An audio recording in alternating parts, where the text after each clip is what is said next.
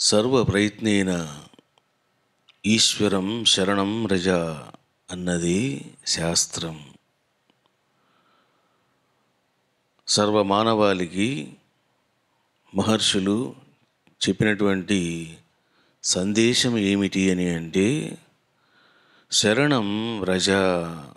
సర్వప్రయత్నేన,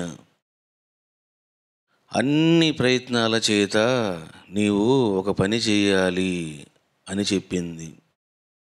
సర్వప్రయత్నేన ఈశ్వరం శరణం వ్రజ.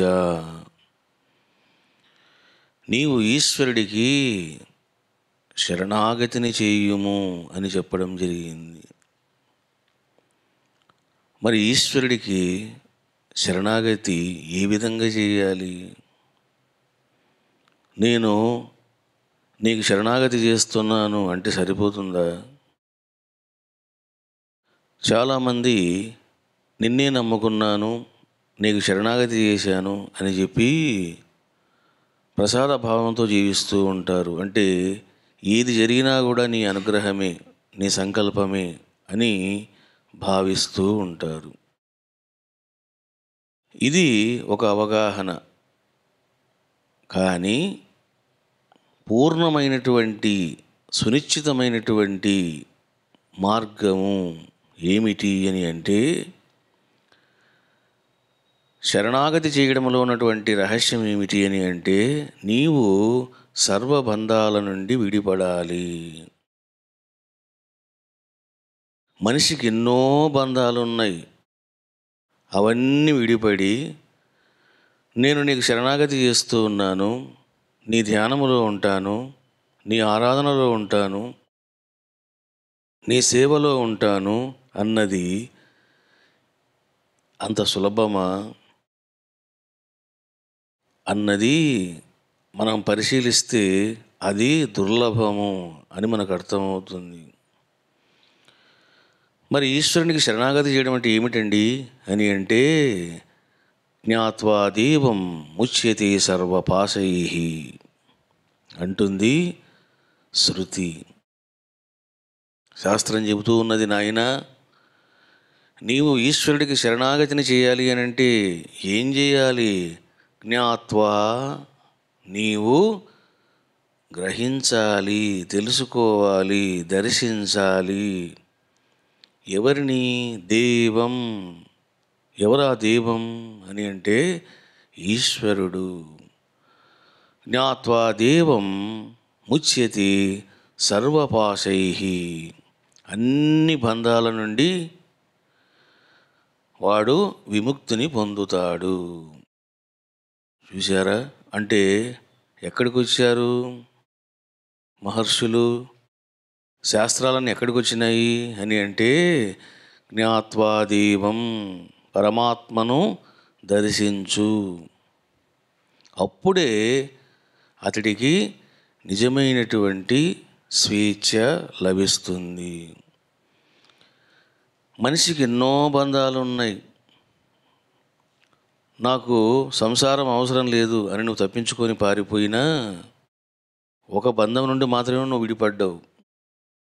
ఇక నీకు ఎన్నో బంధాలు ఉన్నాయి. ఈ దేహమే ఒక పెద్ద బంధం. ఈ దేహం ఉన్నదా? దీనికి 3 పూటల ఆహారం ఇవ్వాలి. దీనికి ఎన్నెన్నో వసతులు ఏర్పాటు చేయాలి. ఈ దేహమే ఒక పెద్ద బంధం. ఇక రెండవది మనస్సు. మనస్సు ఊరికే ఉంటుందా? నువ్వు హిమాలయాల్లో వెళ్ళి కుటీరం కట్టుకున్నా అది అక్కడ కూడా సంసారం పెడుతుంది. అక్కడ కూడా నిన్ను బాధలకు గురి చేస్తుంది. ఇక మూడవది బుద్ధి, అహంకారము, అరిషడ్ వర్గాలు, తాపత్రయాలు, మనోవికారాలు, ఇన్ని పెట్టుకొని వాడు ఎక్కడ ఈశ్వరుడికి శరణాగతి చేస్తాడు? చెయ్యలేడు. కాబట్టి పరిష్కారం ఏమిటి అన్నప్పుడు వేదము చెబుతుంది ఏమని? నాయన, జ్ఞాత్వా దేవం ముచ్యతే సర్వపాశై, ఆ పరమాత్మను సాక్షాత్కారం పొందుము. అప్పుడే నీవు సర్వబంధాల నుండి విముక్తుడవవుతావు. పరమాత్మకు శరణాగతిని చేస్తావు. పరమాత్మకు శరణాగతి చేయడం అంటే ఏమిటిది? నీ మనస్సును, నీ బుద్ధిని పరమాత్మకు సమర్పించడము. దీన్ని మానవుడు సుసాధ్యం చేసుకోవాలి. అందుకే కృష్ణుడు ఏమన్నాడు? మయి అర్పిత మనోబుద్ధి మద్భక్త సమే ప్రియ అని అన్నాడు. ఎవడైతే నాకు మనసును బుద్ధిని సమర్పణ చేస్తాడో వాడే నాకు చాలా ఇష్టమైన భక్తుడు అన్నాడు. మనస్సును బుద్ధిని పరమాత్మకు లేదా గురువుకు నివేదన చేయడమే శరణాగతి. నేను ఊరికనే మనసును నివేదన చేశానంటే లాభం లేదు. జ్ఞాత్వా దేవం, పరమాత్మను దర్శించాలి. అప్పుడే నీవు సర్వబంధాల నుండి విముక్తుడవు అవుతావు. ఇటువంటి భాగ్యము మరి ఎలా కలుగుతుంది అని అంటే నీవు చక్కగా ధ్యానము చేయాలి. ధ్యానము చేస్తే కానీ నీవు మనస్సును బుద్ధిని పరమాత్మలో లయము చేయలేవు. భజనైనా పూజలైనా స్తోత్రాలైనా ఇవన్నీ దేనికోసమంటే మనసును లయం చేయడం కోసమే. మనసును లయం చేయకుండా నువ్వు ఊరిగా బయట పాడుతూ ఉన్నావు అనుకో, అవన్నీ కాలాపహరణం, ధనాపహరణం.